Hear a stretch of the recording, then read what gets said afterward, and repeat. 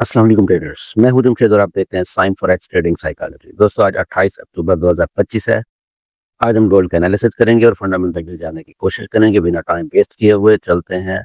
सबसे पहले हम फंडामेंटल की तरफ जाएंगे। फंडामेंटल के बाद फिर हम देखेंगे ट्रेडिंग व्यू पर प्रीवियस डे के एनालिसिस करेंगे और देखेंगे कि कल क्या हुआ है। 28 अक्टूबर आज आज है 28 अक्टूबर। कल ठीक है जी, 28 अक्टूबर को यूएसडी से रिलेटेड 7 PM एक मीडियम इम्पैक्ट है और दूसरी भी टेंटेटिव है। ये चाल सकती है, मीन्स कि सिर्फ एक होगी 7 बजे मीडियम इम्पैक्ट, जो कि वन साइड मूव करेगी। ये पता नहीं कितना मूव करती है, कितना नहीं करती। चलते हैं जी। हमें तो अब फंडामेंटल वैसे देखने की जरूरत भी नहीं पड़ती, क्योंकि मार्केट M15 में भी एक कैंडल जो है वो 35-35 डॉलर की बना रही है, 35-35 पॉइंट की बना रही है। तो चलते हैं जी। अब एनालाइज करते हैं प्रीवियस डे का। ये हमारे कल के जी अगर वीडियो देखेंगे तो बिल्कुल सेम यही मैंने पहले से मार्क किए हुए हैं। डिमांड जोन भी और सप्लाई जोन मैंने ऊपर बनाया था, वो भी आपको दिखा देता हूं। लेकिन मार्केट वहां से किस तरह से गिरी है। मार्केट असल में 80% 86% इस साइड से यहाँ से गिरी है मार्केट। यहाँ आने के बाद फौरन यहाँ मार्केट ने एक कैंडल बनाई, ग्रेवस्टोन डोजी, जो कि बिल्कुल बारीक किस्म की है, नजर भी नहीं आ रही। मैं फिर भी आपको दिखा देता हूँ। ये देखें, ये डिमांड जोन को ब्रेक करने के लिए उसने पहले से साइन दे दिया था। ग्रेवस्टोन डोजी बनाने के बाद मार्केट फौरन नीचे आ गई। इसलिए कहता हूँ कि जब किसी भी डिमांड जोन से आपने ट्रेड लेनी हो तो कोई भी साइन देखकर फिर ट्रेड ली जाए। मीन्स के कोई भी कैंडल अगर आपको बाई की नजर आती है तो फिर उसके नीचे ऐसा लगाकर फिर सेल करते हैं। अच्छा जी, अब चलते हैं जी। देखें, देखते हैं मार्केट ने टेक्निकली मूव किया है या वैसे ही ये चलती रही। तो ये सबसे पहले ये ब्रेकडाउन, उसके बाद ये इसका रीटेस्ट, रीटेस्ट के बाद फिर नीचे आने की कोशिश की, लेकिन यहाँ तक ना आ सकी, फिर वापस गई। कल ये हुआ कि 4051 से 4049 से ये रिजेक्शन थी और इसलिए बार बार यहाँ से मार्केट रिजेक्शन लेती रही। आखिरकार क्या हुआ कि नीचे गिर गई। नीचे गिरने के बाद सेकंड डिमांड जोन भी हमारा उसने फेल कर दिया, मीन्स के उसको भी ब्रेक कर दिया। ब्रेक करने के बाद फिर यहाँ आई, फिर रीटेस्ट, रीटेस्ट के बाद फौरन हमें यहाँ से सेल ले लेनी चाहिए थी। ये देखिए, ये वही एरिया है, कोई इसने ब्रेक नहीं किया। ये फिर यहाँ आई नीचे और अब ये आकर इसने demand zone M15 time frame में इसको ब्रेक अप कर दिया है। अब ब्रेक अप करने के बाद इसको यहाँ से इस तरह से चलना चाहिए। मार्केट का मैं सिनेरियो थोड़ा सा बना देता हूँ, फिर इसको रिमूव कर दूंगा।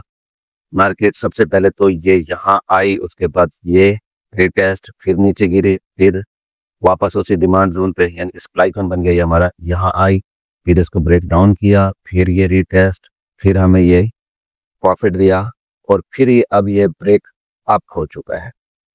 इसका ब्रेक अप जो हुआ है ये क्रॉस कर गई है और अब इसका ये रीटेस्ट नोट करेंगे हम। रीटेस्ट के भी एक साइन आएगा, अगर साइन आएगा तो हम ट्रेड लेंगे, अदरवाइज हम नहीं लेंगे। ये बाय का टारगेट हमारा यहाँ तक बनने वाला है। ठीक है जी, ये सिनेरियो कुछ इस तरह से बना हुआ है। अगर मार्केट में यहाँ पर कोई भी अच्छी सी कैंडल बाय की नहीं बनती तब तक हम ट्रेड नहीं लेंगे। हम इसको रिटेस्ट अभी मान रहे हैं, लेकिन बाद में नहीं। हो सकता है मार्केट फौरन नीचे भी गिर जाए, क्योंकि सेल ट्रेंड चल रहा है अभी। अच्छा जी, चलते हैं। सारे तमाम इंडिकेटर्स एंड ड्राइंग्स रिमूव करते हैं। ये रिमूव करने के बाद देखते हैं जी क्या कुछ है। बल्कि इनको रिमूव करने की जरूरत भी नहीं है। मैं ये करता हूँ कि ये भी हटा देता हूँ और ये भी हटा देता हूँ, ताकि हमारा टाइम बच जाए। क्योंकि डिमांड जोन सारे, ये सप्लाई जोन जो है, ये डिमांड जोन जो था इसे मैं वाइलेट कर देता हूँ, as a supply zone consider कर लेते हैं। इसको मैं इसका कलर चेंज कर देता हूँ इस टाइम, और इसको भी अभी हम सप्लाई जोन ही लेंगे, क्योंकि यहाँ तक मार्केट अभी नहीं आई। जब यहाँ इसको क्रॉस कर जाएगी तो तब हम इसको कंसिडर करेंगे।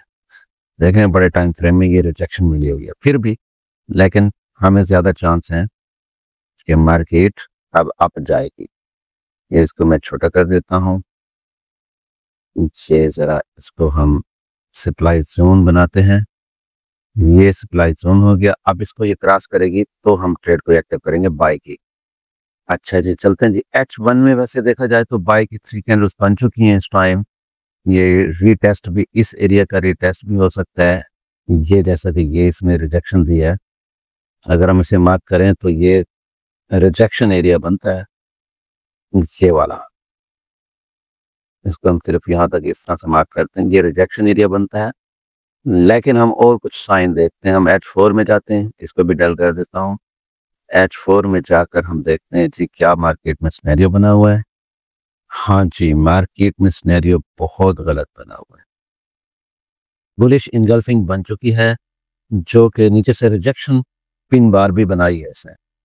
मतलब कि अब इसका पास होने की क्या शर्त है? पास होने की ये शर्त है कि जैसे ये सेकंड कैंडल जो है, रेड कैंडल, आपको नजर नहीं आ रही होगी तो मैं से ये देखो जी, वादे कर दिया मैंने इसको।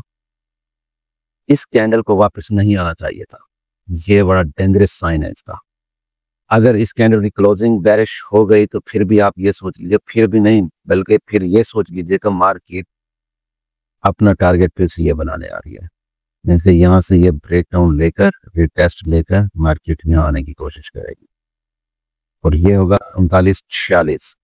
39-46 का एरिया कहेंगे इसको, 39-40 कंसीडर करेंगे।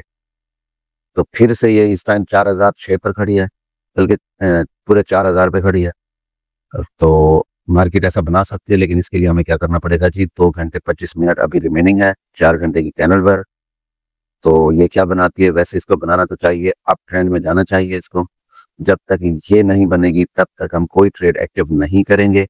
अगर ये नीचे की तरफ बन जाती है जैसे मैंने बना दिया, तो हम सेल की ट्रेड ले लेंगे फौरन। एसएल हमारा इसके ऊपर ही रहेगा। एसएल हमें यहाँ रखना पड़ेगा। अगर एसएल हमने कहीं और रखा तो एसएल ब्रेक भी हो सकता है। 4020 4022 तक का एरिया, इस एसएल को हम रीड कर देते हैं। अभी ये कंसीडर नहीं होगा। ये देखे जी, ये सिनेरियो। अच्छा, अगर यही कैंडल चली जाती है ऊपर की जानिब, लेकिन मुश्किल लग रहा है मुझे, सेल ट्रेंड बहुत प्रेशर से है। अगर ये जाती भी है तो इसका रिटेस्ट तो हो गया मार्केट का, तो हम फिर इस एरिया से 2007 से 2010 से फिर भी इसकी क्लोजिंग देखनी जरूरी है। अगर इसकी क्लोजिंग यहाँ हो जाती है 10-11 पर, तो फिर हम इधर से बाई की ट्रेड लेंगे। ये फर्स्ट टारगेट हमारा ये रहेगा। सेकंड टारगेट यहाँ हमें बात करने की जरूरत भी नहीं है, क्योंकि अभी कंफर्मेशन नहीं है बाय ट्रेंड की। तो बाकी आपके सामने है, ये देख लें जी। इससे अगर क्रॉस भी करती है, असल बात जो है रिजेक्शन एरिया को समझना। आप ट्रेड भी लगाएं और ट्रेड में प्रॉफिट भी ना हो, आ भी रहा हो और हम उठाएं भी ना, और फिर बाद में देखें कि ये क्या हुआ हमारे साथ। तो रिजेक्शन एरिया जो है ना, वो देखना जरूरी होता है। जैसा कि ये है, ये हमारे पास ये रिजेक्शन एरिया, सप्लाई जोन है, तो इसे रिजेक्शन एरिया कहेंगे। देखे ना, मैं छोटे टाइम फ्रेम में फिर से जाता हूँ, फिर से आपको बताता हूँ। ये देखिए, ये 4050 है। 4050 है। छोटे टाइम फ्रेम में हम देखेंगे तो हमें वाज़ेह नजर आएगा कि ये ब्रेक डाउन और इसका रिटेस्ट और इसका रिजेक्शन बार बार, कल के दिन में इसने बहुत सारे बार बार इसने रिजेक्शन लिया इस एरिया से। ये देखें जी, ये यहाँ तक या आने के बाद फिर ये ऊपर जब जाने लगी तो यहाँ से फिर रिजेक्ट हो गई मार्केट। फिर रिजेक्ट होने के बाद फिर नीचे आई, नीचे जाने के बाद फिर इसने ट्राई की ऊपर जाने की, फिर रिजेक्शन मिल गई। अब हमें ये पहले से पता हो कि ये रिजेक्शन एरिया है। जब सप्लाई जोन बना पड़ा है, अगर डिमांड जोन फेल हो जाता है तो फिर ये रिजेक्शन एरिया ही बन जाते हैं, मीन्स के एज अ रेजिस्टेंस बन जाती है। तो रेजिस्टेंस पर हम क्या करते हैं? अक्सर पहले से मैंने बताया हो कि क्या करना है जी, आपने उसके टॉप पर एसएल लगाना होता है। अब देखें ना, आप टॉप पर एसएल भी लगाएं और उसके बाद आपको एक साइन और भी मिले कि बेरिश कैंडल, वाज़ेह तौर पर पिन बार वो भी नजर आए। ये देखें, ये बेरिश कैंडल बन गई, ऊपर स्टॉप लॉस लगा के नीचे फौरन सेल कर लेनी चाहिए थी। लेकिन हमें इन चीज़ों का पता बाद में चलता है जब हम ये चार्ट बन जाता है, गुजर जाता है। अब ये चार्ट, इससे अच्छा और कौन सा चार्ट हो जो हम बनाएं और फिर हम कहें जी हाँ ठीक है, अब ठीक है अब। तो इसलिए बेहतर यही है कि यही ट्रेडिंग स्ट्रेटेजी अपनाएंगे आप। ये स्क्रीनशॉट मैं आपको बार बार देता हूँ। ये देखें जी, मार्केट वैसे मेरे वीडियो बनाने के थ्रू भी इतनी नीचे आ चुकी है कि उसको उसने फेल ही कर दिया है। देख रहे हैं जी, ये एरिया है, ये सारा कुछ सिनेरियो बना हुआ है। तब तक के लिए इजाजत दीजिए, अपना ख्याल रखिएगा। अल्लाह हाफिज।